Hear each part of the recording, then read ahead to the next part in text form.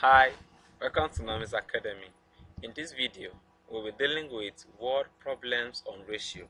Yes, I believe you've watched the previous videos on calculation. Yes, it can become more complicated than the previous video. So let's see some word problems on ratio and let's see how we get to solve them. So let's get started.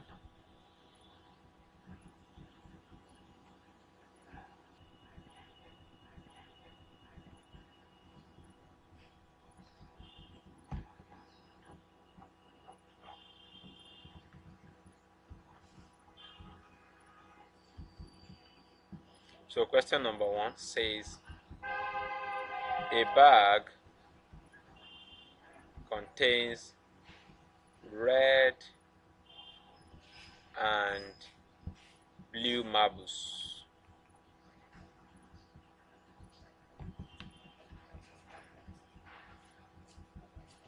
in the ratio 3 to 5.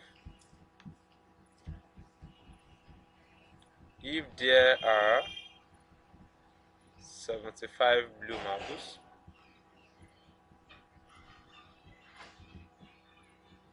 comma,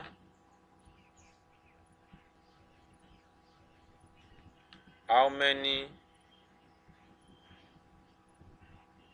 red marbles are there? How many red marbles are there? So look at the question now. It's not directly as just to calculate the ratio like we watched in the previous video. A bag contains red and blue marbles in the ratio 3 to 5. If there are 75 blue marbles, how many red marbles are there? So for us to get this solved, so we have to take critical analysis and then solve it. So let's take it red marbles, blue marbles. So let's take their ratio. The ratio of 3 to 5. Now the amount of each of the marble. If there are 75 blue marbles, so here we have 75, but here we don't know, and that's the question. So let's represent it with a P.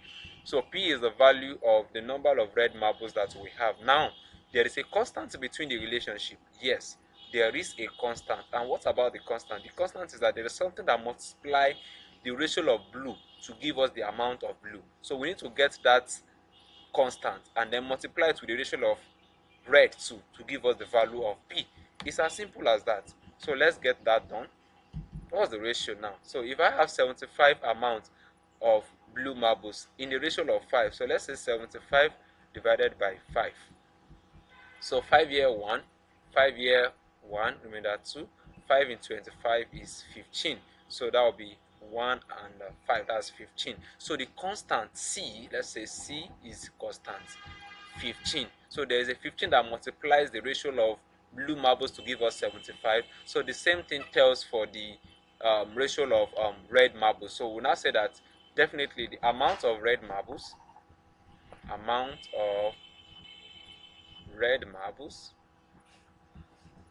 is equal to 3 multiplied by 15. Amount of red marbles P. So P is equal to 3 times 15. Correct. 3 times 5 will be 15.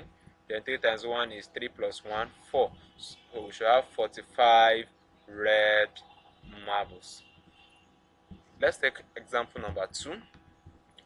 So question number 2. So let's say the ratio of boys to girls in a school is 7 to 3.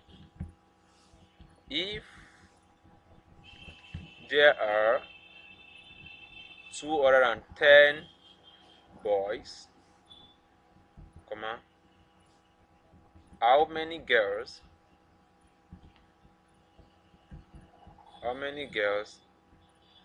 are in the school? So you can see this question of ratio can actually tell you the analysis of some things that we don't know when other things are known but are not needed to be known. So the ratio of boys to girls in a school is 7:3. If there are 210 boys, how many girls are there in that school? Just like we did the other time. So we are going to say the boys in the school and the girls in the school. So we take their ratio. The boy ratio is what now? So we need to take it respectively. The ratio of boys to girls in a school is 7:3. So that means that of boy is 7 and that of the girls is 3. So if there are 210 boys, so by their population now, so this time, we are not talking about amount, it has to be population. So this time, if there are 210 boys, so there are 210 boys, so and the girls, we don't know. The question is asking, how many girls are in the school? So let's represent that with the letter P. I think I love letter P. So let's get that done. How do I continue from here? Constant, correct. So we need to find the constant that exists between the ratio of the boys and the population. So to get the constant C, we now tell that the population should be divided by what now? Should be divided by the ratio, so that we know. So population is 210 all over the ratio 7. So 7 here 1, 7 here 3, 7 in 0 is 0. So the constant is equal to 30. So this is what multiplies the ratio to gives us the number of the boys in the school. So the same thing must be applicable to the ratio of girls. Therefore, we take the population of girls,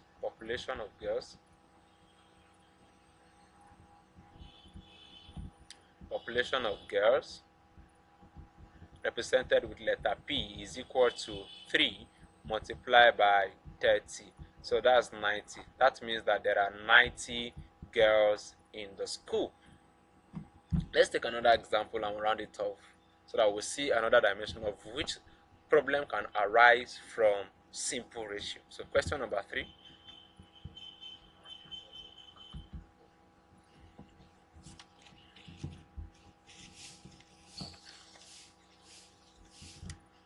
So question number 3 says, there are 721 members in a church. So if 103 children,